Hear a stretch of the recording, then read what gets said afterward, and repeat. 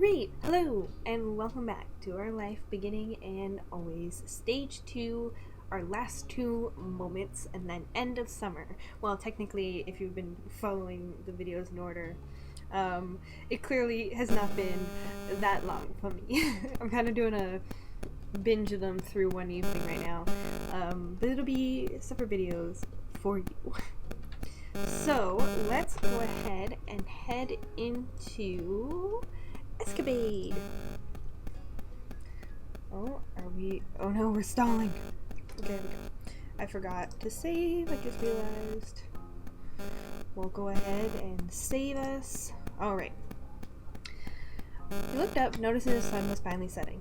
You have been trying to delay the end of the day for as long as possible. The evening breeze tickled your nose as you sat on the front porch, munching on fresh watermelon slices. Snack made you happy that the watermelon was okay. You were eating it because the watermelon was a summer tradition. You weren't even sure why you were eating it. Snack made you happy. Picked up another slice, even though I've always loved watermelon. Watermelon flavored things, watermelon the actual fruit. Hell yeah. Watermelon scent. You picked up another slice, even though you were already had dinner. You were still delighted to make room for watermelon. I don't know why we seem to be slow today. Here we go. You turned to look at Cove. You both have been sitting in comfortable silence for a while now. He sat next to you, close enough for your shoulders to touch. He was happily absorbed in his thoughts and his own slice of watermelon. Chuckling, you watched his face distant in discomfort. He had stopped chewing to spit a seed into the bush. Shook your head in disapproval. Ew, did the same and spat a seed into the bushes. I bet I can spit a seed further than you. Immediately, you shoved the majority of what was left of your watermelon slice into your mouth just to get a seed to prove your point. As soon as you could, you sent the seed sailing into the middle of the street. Do you see that, Go? Oh good, we're children now. Go burst into laughter that slowed into a wide grin. You could tell he was equally parts surprised than impressed. Can you do that again? I didn't see where it landed. Of course I can. Popped another seed into your mouth and focused on where the last one landed. Setting the seed free, you got it to go even further this time. Not bad. You had Cove chuckling again. It was taking a lot of focus to stay looking serious and not break into laughter yourself. I'd like to see you try. I will. Cove took a mouthful of watermelon, face grimacing when he had the seed. And then his expression morphed into a focused look, and he sent the seed flying, landing in a similar spot to yours. Wait, you got to do 2. I need another try. He spoke before you could even comment on his non-victory. His determination got you laughing. Quickly sent another closer to where your second one landed. Seems we're evenly matched for now. Yeah, for now. For the next several minutes, you kept carving seeds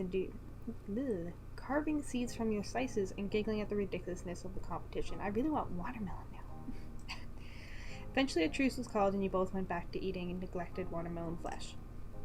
The sun is so ominous. Flesh. I wonder if I'll have another slice after this one. That one is your third already. Is that bad? It tastes really good. You bumped it with your shoulder. Unable to resist, you knocked mostly slices that you had in. You smiled at him.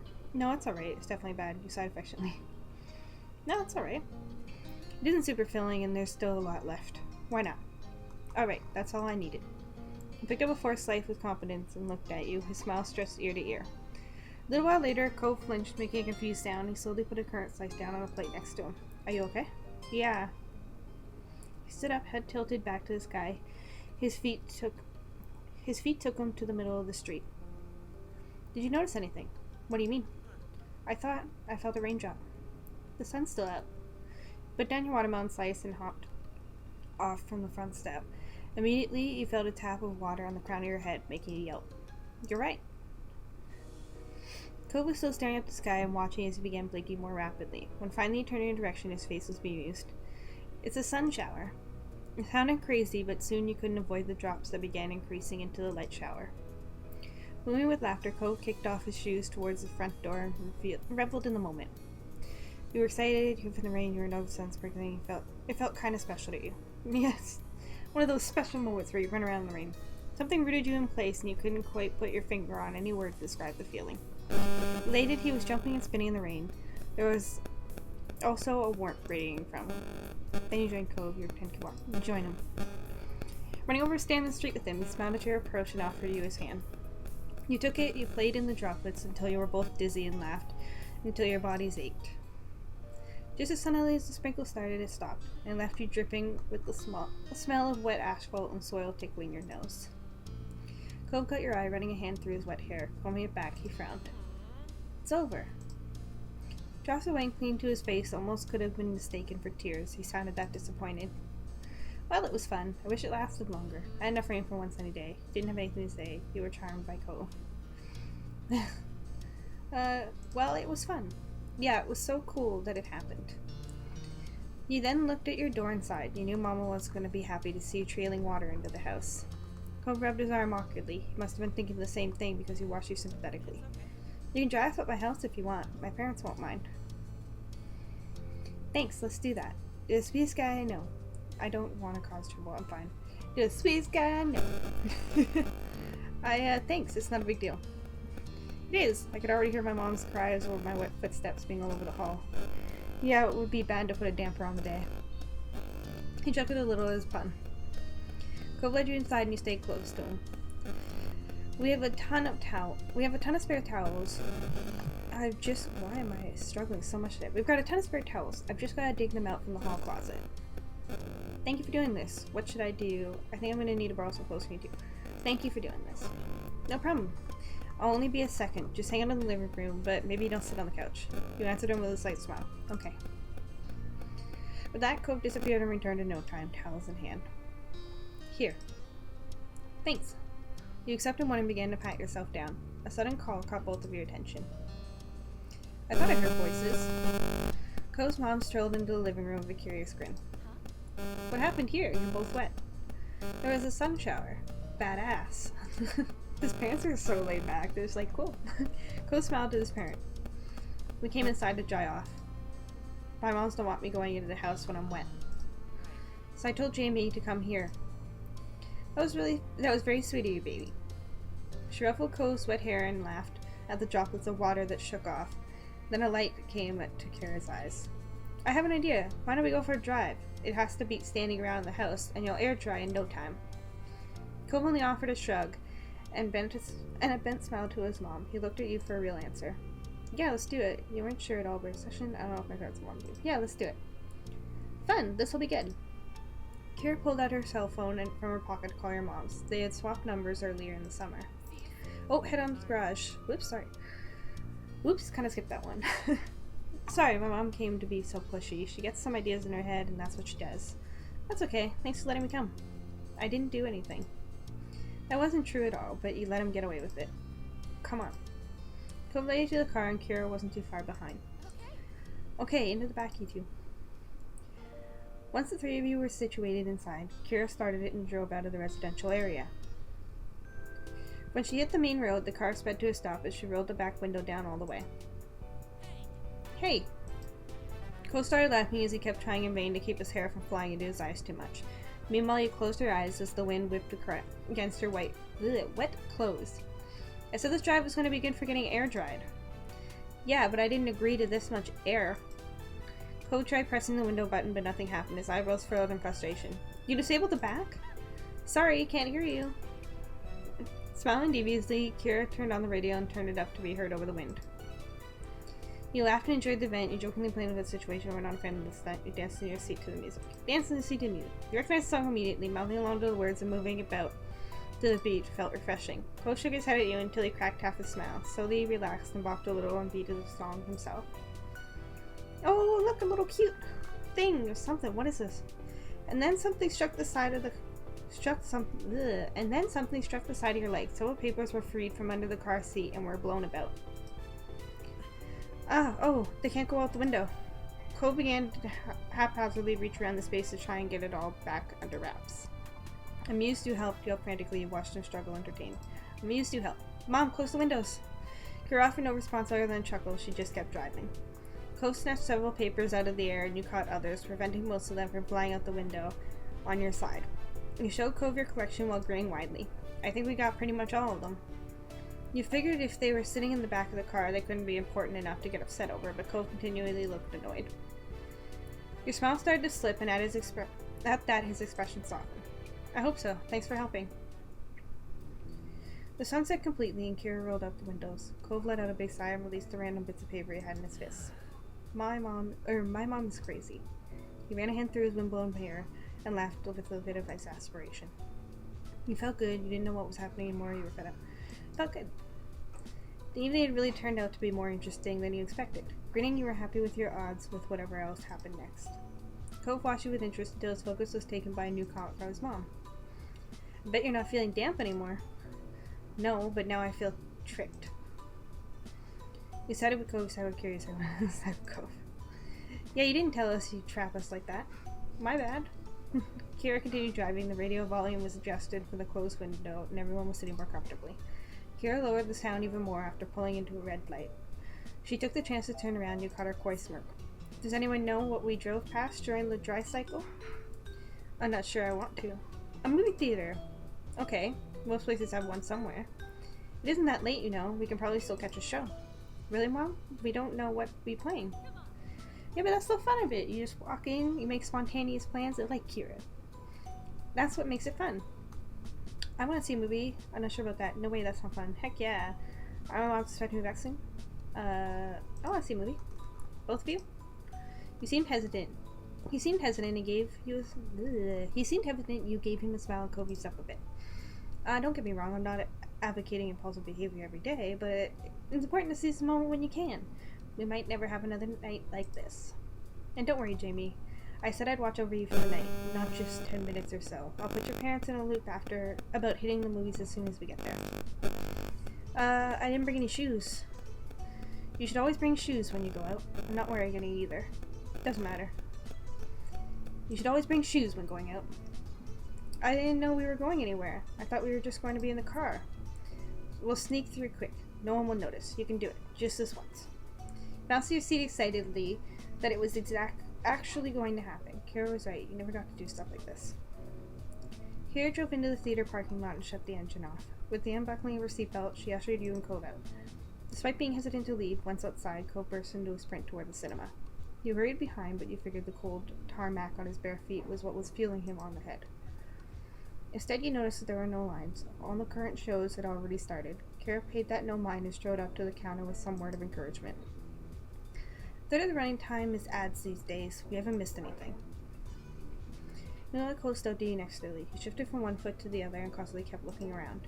The shady behavior would have made him much more likely to get caught. Instead, he still would have, if there were people around to really notice. It was pretty goofy. You offered him your shoes. Still, you consoled him. You teased him for it. Offer him shoes? Probably wouldn't fit someone his size, but still. I can give you my shoes. Sai was browsed with their offer, then his expression softened into an appeased smile. That's really nice, but I think we'd get caught for sure if we started changing shoes out in the middle of the lobby. Alright. Listening a sigh of relief out of you, Kira returned with the tickets in hand. She quickly herded you and Cove towards the showing room. I am sorry for the little hiccup, but hold on. We've almost made it home free. Once we sit down, it'll be smooth sailing. The lights were already off in the showing room, but the movie hadn't started yet. The upcoming movie trailer was still playing. Yes. Keeping her volume in a hushed tone, Kira couldn't help but burst with excitement over your luck. You followed her down the walkway until she spotted open seats in the middle of the area of the theater. Kira pointed at the seat, looking over her shoulder at you and Cove, waiting for him, but Cove nodded and you decided to give her a thumbs up, and she led the way. When you reached your seats, Kira sighed contently. Cove gave a sigh of his own and lifted his feet to sit cross-legged instead of keeping them down on the floor. He then leaned over and whispered to you.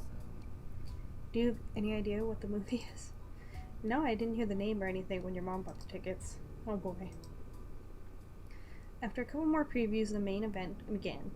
It dawned on you quickly that it was a horror film, one about a group of students being haunted by dangerous ghosts. You were psyched, you could live with that, you thought this was going to be annoying, you became nervous, you were terrified. You couldn't do this, you had to leave.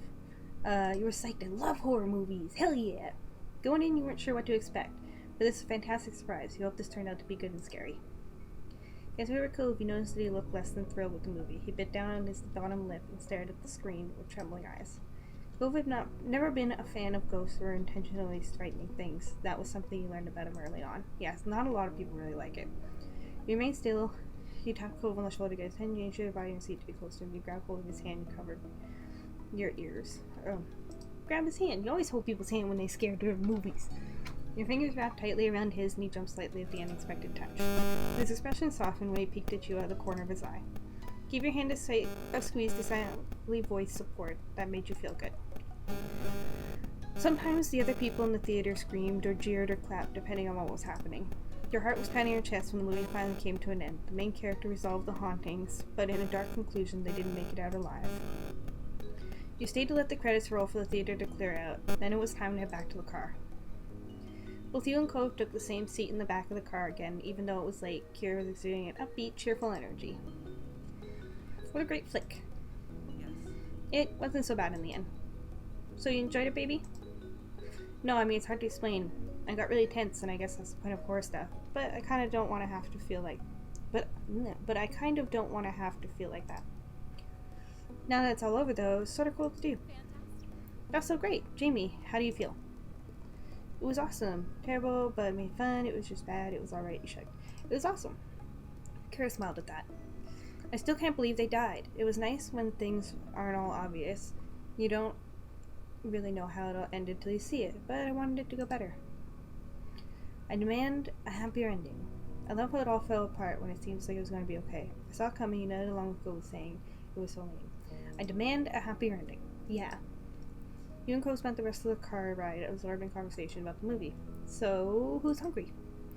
You're surprised when you realize Kira didn't drive you home, but to a drive-thru burger restaurant instead. I'm not hungry, you shook your head no. Yeah, you nodded, why not? You nodded. That's the spirit, get whatever you want. Hell yeah, it's turning out to be a good night. We'll get, cheeseburger for sure, freaking love burgers. And we'll hit them up with a milkshake. That's everything. Is that alright? It's A-okay. Kira pulled up to the window and ordered what you asked for first. She then decided to order one of everything on the value menu. Whoa, what are you going to do with all that? Eat it. The whole menu? That's right. There are only maybe 10 things on it, and they're about $1 each. I can swing it. And besides, whatever we don't finish, I'm going to feed your dad. He'll be in heaven. Close sighed affectionately at his mother's antics. Thank you. You're quite welcome. And now I want a burger and a milkshake. A few minutes later, this episode's making me hungry. A few minutes later, Kira exchanged her money for multiple bags of food, which she quickly tossed to both of you in the back seat. She then drove off into the night. Can you pass me something? What should I grab? Surprise me. Chose one of the wrapped sandwiches and handed it to her. He had no idea if it was a burger or something else. Thanks very much. Accepting that this was what was happening, Cove shrugged and started pulling food out of the bags for himself. Cove ended up with some onion rings and he happily munched on them. Dumping randomly, you made sure to grab something you liked. Grab something you liked, didn't we already? You weren't even questioning Kira's crazy ride anymore. The adventure continued and you were so preoccupied in the back that you almost didn't realize the car had stopped. Kira turned to look over her shoulder. Okay, party people, seems we've reached the end of the road. Confused, you checked out the window and saw nothing except an empty road ahead, and then you noticed it said the "Now Leaving" sign. Kira took you through the entire town. What are we doing here? Kira turned the car around and parked it along the side of the road. I think you both use a break to stretch your legs, and I doubt anyone is going to come through here this time of night. Besides, I need to make a call, so go on. Cove shook his head and got out of the car without a fight. In the car, followed Cove. Oh, back where things started with worrying about his mom before she showed up when we did the runaway.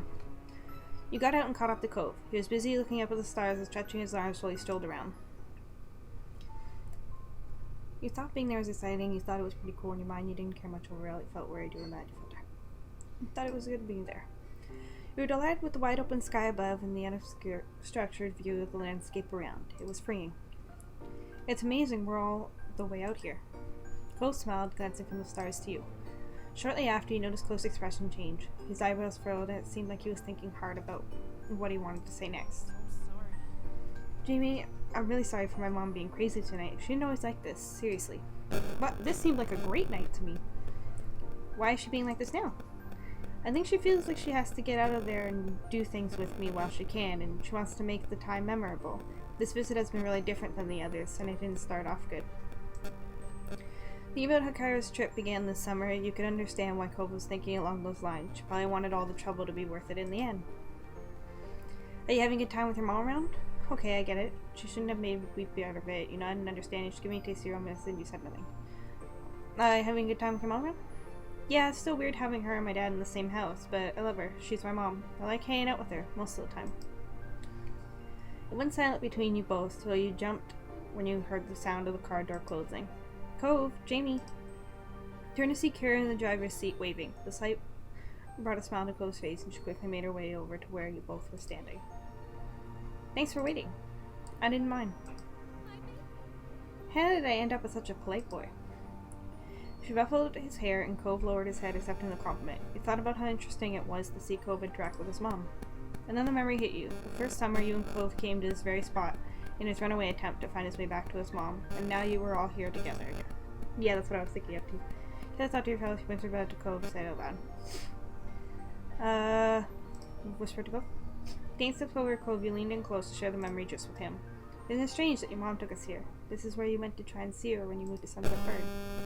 Cove flinched as his eyes started over his mom, worried she'd heard. But he was satisfied she didn't, he turned back. Yeah, it's weird, but she doesn't know what happened. At least I'm pretty sure she doesn't. Really? Dad likes to tell her things are fine, so she doesn't worry. Died to inform Kira, you nodded and kept the secret. Cove looked at you gratefully, and you shared a spiritual smile. Anyway, it's kind of cool to be here, right at the edge of the town. Exactly. We're standing on the precipice. I think so too. You don't really see it different. You don't have a strong opinion. I think so too. I knew you'd get it. It's good to appreciate these times and places. Kira let out a big breath of air. We should probably call it a night, huh? Yes. Let's go. Finally, you should. You felt disappointed was actually over. Yes. Second wind of energy hit you, bouncing your feet, eager to get on the move on. Kira shyly smiled and gestured to the car. Quietly, you all made your way back to it. Cove naturally followed you, taking a seat nearby in the back with the collection of fast food bags still strewn about. Rested your head on the seat as the car roared to life. As you did, Cove leaned in close to whisper. I can talk to your moms if they do get mad about tonight for some reason. It was my mom's idea. You didn't have a choice. Thank you. Thanks, I might need it. I'm just glad we're heading back now. This is worded even if they get mad. Melted into a biggest grin, getting a laugh out of Cove. If you say so. Cove smiled bashfully at you, but said nothing else. Drive home was smooth and uneventful. The radio was off completely, and you felt your eyelids getting heavy. Your head rested on the car seat. Oh, keen to rest on Cove. I usually like to sleep on people. I like lying sideways. I used to do it when we would take the bus into town or into downtown when I was on my way to school. I used to sleep on my dad's shoulder. I used to say I used to drool. Good little memory on my part. You were too tired to keep your head up, and it felt quite comfortable there. Cove didn't have any issue there. He leaned into it. You must have been exhausted too. You were happy to stay close like that. It was warm and comfortable. When you opened your eyes, you expected to still be in the car, not your bedroom. It was somehow already morning, and you couldn't remember how you ended up there. Sitting up in bed, you thought about how last night was quite an experience. It almost felt like a dream more than a real event, but it definitely happened. And you were glad that you got to have a spontaneous escapade this summer. Aw, that was nice. That was so much fun. Oof. So that was so cute, and now we have one more DLC, and then it's end of summer. I can't believe it. It's like it just flew by like nothing.